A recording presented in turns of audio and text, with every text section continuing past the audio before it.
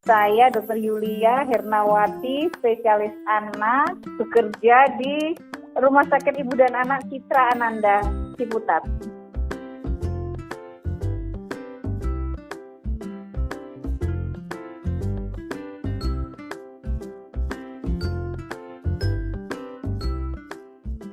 Secara umum akan saya terangkan bahwa kebutuhan dasar anak itu sebenarnya ada 3, ya, asah, asih, dan asuh. Jadi sebenarnya kita poinnya ke situ aja, kembali lagi ke dasar kebutuhan anak masa anak-anak. 1, asuh, yaitu kebutuhan fisik biologis, misalnya kebutuhan nutrisi. Nutrisi ini mulai dari dalam kandungan ibu sampai lahir, ya kan, memberikan ASI eksklusif selama 6 bulan, kemudian kita lanjut ASI dan MPASI dengan gizi seimbang. Kebutuhan asuh yang kedua selain nutrisi, imunisasi, ya. Setelah lahir kita melakukan imunisasi dengan jadwal yang sudah ditentukan. Yang ketiga adalah kebersihan, yang keempat adalah bermain, aktivitas fisik, tidur, ya, itu semua untuk merangsang hormon pertumbuhan dan merangsang perkembangan anak. Kemudian pelayanan kesehatan, jadi apabila anak sakit maka orang tua harus segera konsultasi ke pelayanan kesehatan, entah itu di puskesmas, rumah sakit, atau praktek dokter. Kebutuhan yang kedua anak, kebutuhan dasar adalah ASIH. ASIH itu kebutuhan kasih sayang, anak merasakan aman, nyaman, diperhatikan, kemudian diberi contoh, dibantu, didorong, ya, dimotivasi dan dihargai serta dididik. Ya, kebutuhan dasar yang ketiga adalah asah.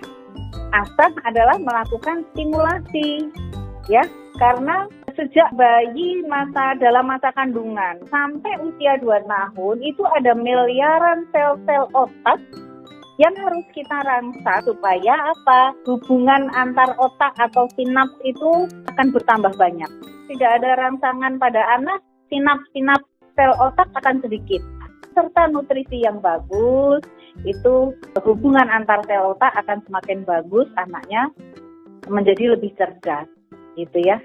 Itulah kira-kira kebutuhan dasar anak, ya. Jadi secara umum seperti itu. Antara di tengah pandemi dan tidak ada pandemi, itu prinsip dasarnya ada 3 kebutuhan dasar anak, gitu.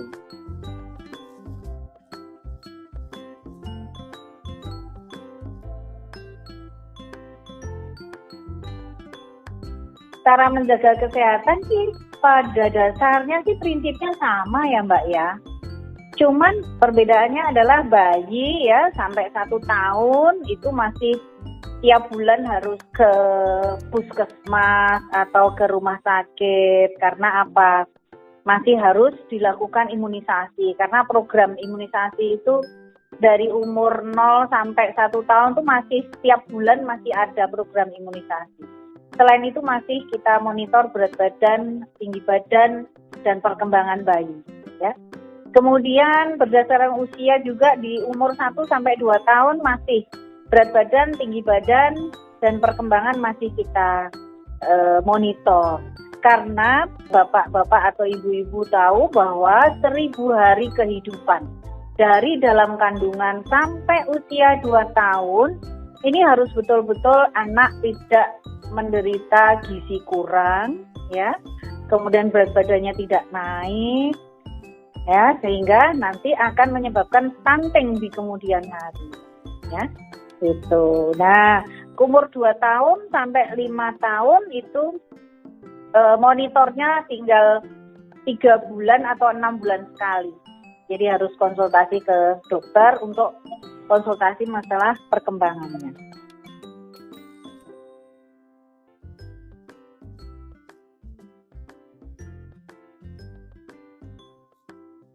Jadi sebenarnya pada dasarnya seorang anak itu kebutuhan gizinya itu ada makronutrien dan mikronutrien. Makronutrien itu yang sudah saya terangkan tadi, adanya karbohidrat, protein, lemak, sayur, dan buah-buahan.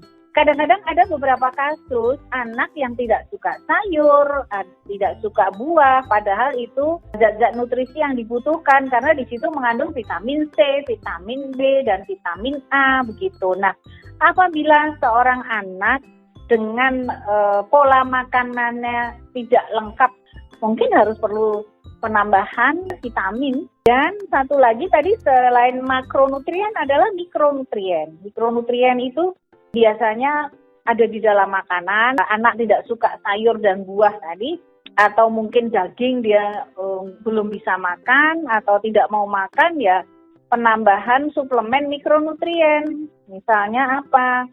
Zinc, magnesium, zat besi, asam folat, begitu.